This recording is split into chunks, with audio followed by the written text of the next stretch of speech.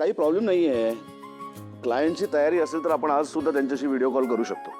हां, त्यांच्या time zone प्रमाणे त्यांना बघून चेक करून हां, हो काहीच प्रॉब्लेम नाही.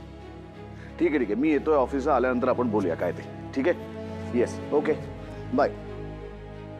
स्वानंदी, आज जरा मला यायला उशीर होईल. ते एक US क्लायंट आहे, त्याच्याबरोबर आमची कदाचित एक स्वानंदी,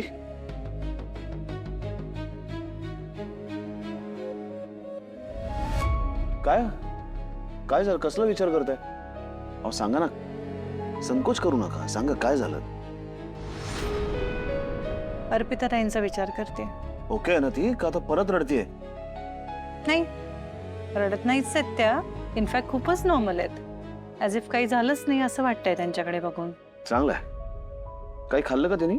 हो, म्हणजे नाश्ता केला तेव्हाही त्या नॉर्मलच होत्या आणि आत्ता तर नॉर्मलच आहेत. हे सगळं विचित्र नाही वाटत आहे तुम्हाला? विचित्र म्हणजे? अहो म्हणजे काल त्या खचून गेल्या होत्या, ट्रॉमामध्ये वगैरे होत्या आणि आज एकदम व्यवस्थित आहेत सकाळपासूनच. ओके, मग आशिषशी काहीतरी बोलणं झालं असेल म्हणून शांत झाली असेल ती. तेच तर ना राजवाडे, तसं नाहीये. त्या आशिष बरोबर बोलल्याही नाहीयेत कालपासनं. आपल्या समोर काल त्या एवढ्या रडल्या. आशिष समोर त्यांनी विनवण्या केल्या, त्यांनी घरातून काढू नये आणि त्यांच्या बरोबर राहायचं यासाठी. आणि ते गेल्यानंतर आता काहीच नाही. त्यांनी एक फोनही केलेला नाही आशिष भाऊजींना. बरं, त्यांचे फोन येत आहेत, मी बघते. त्या घेत नाही आहेत फोन. आणि मी जेव्हा त्यांना म्हणाले की फोन घ्या आणि त्यांना एक फोन तर करा, तर मला नाही म्हणाल्या, चिडल्या माझ्यावर. म्हणजे अजून तिची बोलण्याची तयारी नाहीये, रागवली आशिषवर. साहजिक आहे, नवरा असं वागल्यानंतर कुठली बायको रागवणारच.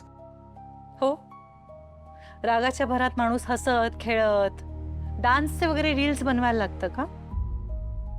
डान्सचे रील?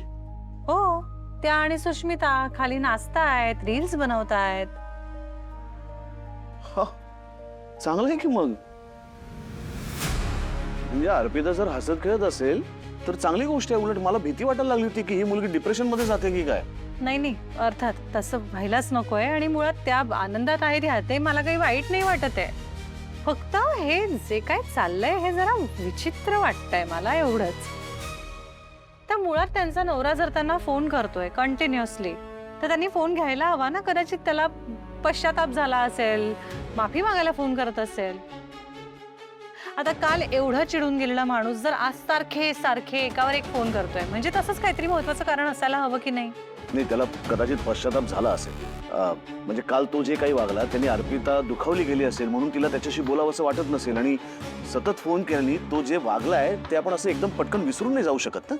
आणि आता नसेल अर्पिताची बोलायची इच्छा, तर हे आशिषला सुद्धा समजून घेतलं पाहिजे त्यांनी. हो, पण आता अन्विषाचे वडील आहेत ना, ते त्यांना अन्विषाची आठवण येत असेल, काळजी वाटत असेल तर. अन्विषा तर तिच्या आई बरोबर आहे, सेफ आहे, एवढं तर नक्की कळत असेल ना त्याला. तुम्ही नका एवढा विचार करू स्वानंदी.